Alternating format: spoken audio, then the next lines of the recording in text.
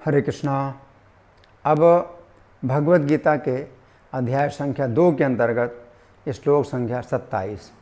जातस्य हि ध्रुवो मृत्यु ध्रुवम जन्म मृतस्य च तस्मादपरिहार्ये अर्थे न तुम शोचितुम अर्हसि। अब भगवान अर्जुन को बता रहे हैं कि शोक करने की आवश्यकता बिल्कुल नहीं है। क्यों? जातस्य हि ध्रुवो मृत्युर, कि जिसने जन्म लिया है तो उसकी मृत्यु निश्चित है। अब यहाँ पर भगवान उस प्रकार के सिद्धांत से नहीं बता रहे हैं कि जीवात्मा हमेशा जन्म लेने वाला या मरने वाला। यहाँ पर भगवान बता रहे हैं कि जीवात्मा यद्यपि अविनाशी है, लेकिन जब इस भौतिक संसार में वो जन्म लेता है तो जन्म तो नहीं लेता, लेकिन व्यवहार में हम बोलते हैं कि उसने जन्म लिया। तो व्यवहार में हर व्यक्ति जो है अपने जन्म की बात करता है कि मेरा जन्म हुआ था, लेकिन जानते हैं, जो लोग जानते भी हैं कि जीवात्मा अविनाशी है, मैं अविनाशी हूँ, तो भी व्यवहार में हम एक दूसरे से चर्चा करते हैं कि आपका जन्म हुआ था, आपके जन्म तिथि क्या है, किस तारीख को जन्म हुआ था। तो इस प्रकार से जन्म लेने की बात जो है मतलब आती है।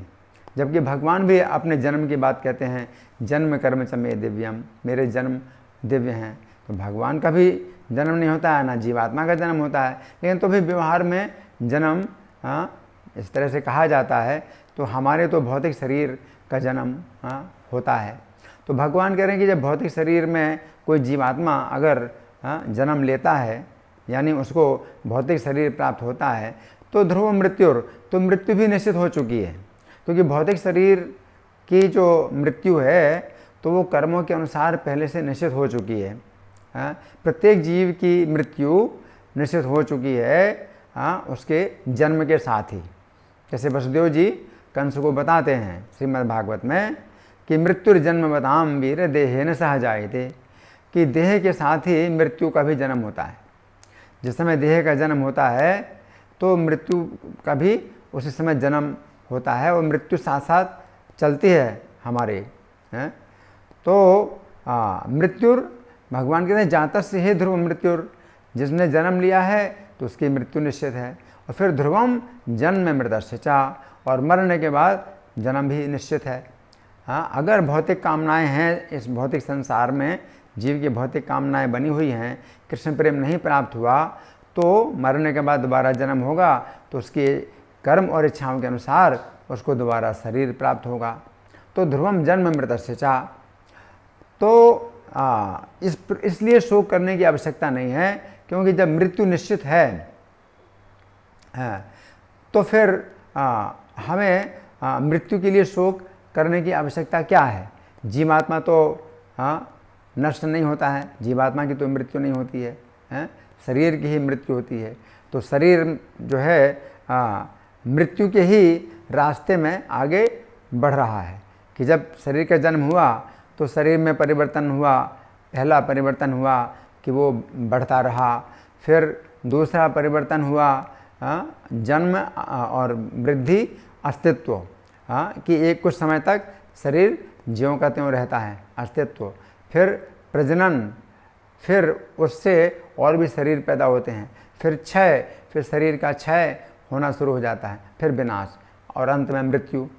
तो ये 6 परिवर्तन जो शरीर के हैं, तो जब पहला परिवर्तन हुआ जन्म का, तो फिर बाकी भी जो 5 परिवर्तन हैं वो भी निश्चित हैं कि इस शरीर में होंगे। तो इसलिए भगवान कह रहे हैं कि शोक करने की आवश्यकता नहीं है। और ध्रुवम जन्म मृतस्य च, और मरने के बाद जो है जन्म भी निश्चित है। इस भौतिक संसार में कर्म और इच्छाओं के अनुसार जीवों के जो है जन्म प्राप्त होंगे।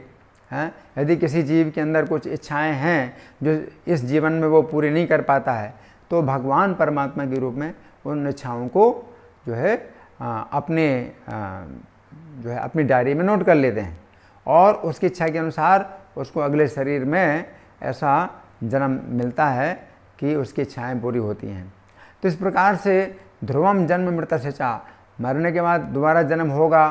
तो इस भावना से, इस ज्ञान से व्यक्ति पाप कर्म नहीं करता कि उसकी अगर गलत इच्छाएं हैं तो वो अपनी गलत तरीके से पूरी नहीं करता कि वो पाप कर्म करके अपनी इच्छाएं पूरी करे। अगर वो जानता है कि हाँ भगवान हृदय में हैं, तो वो अगले जन्म में मेरी इच्छा पूरी कर देंगे, तो इसलिए वो पाप कर्म नहीं करता है।